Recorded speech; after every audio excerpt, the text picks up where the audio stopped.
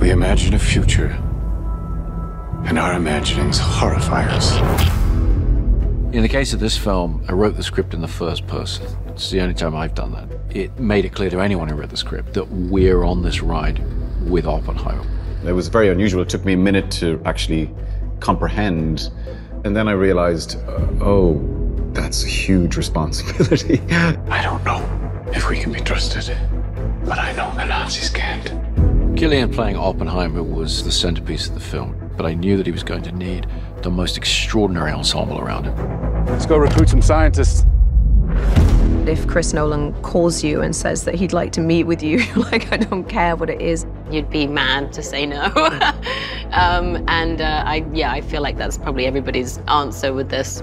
From the second I read the script, I knew that he had a very acute vision, and if he were able to render that vision, that this film would be a masterpiece. All America's industrial might and scientific innovation connected here. Keep everyone there until it's done.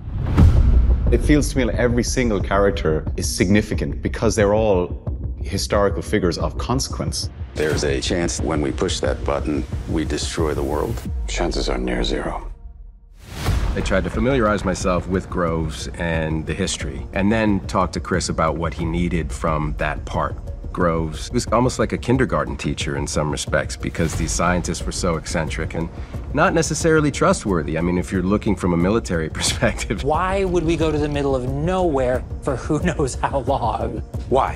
How about because this is the most important thing to ever happen in the history of the world? I was aware of who Lewis Strausst was. I came to have a pretty even-handed understanding of him.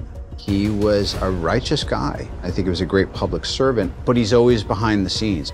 I've always appreciated the people who are backstage. Truman needs to know what's next. What's next?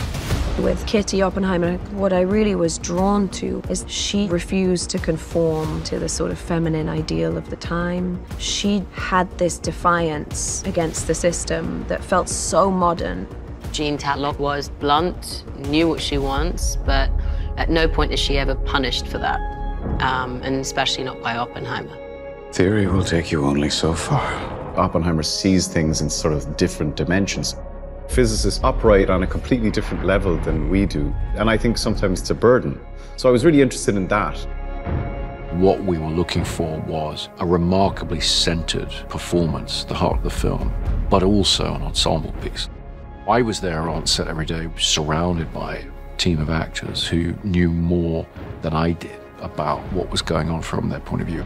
And that's what you're really looking for as a director. It's a profoundly moving and overwhelming experience watching it, because you feel so compelled to watch what's happening with these people and how they're drawn into the biggest of moral dilemmas and what they're wrestling with, all of the characters. With the sound design and the score and the emotionality of it, this is not a film, this is an experience. When I saw it in its finished form, I was kind of like, wow. Yeah, that's what we were hoping this could be. The world will remember this day.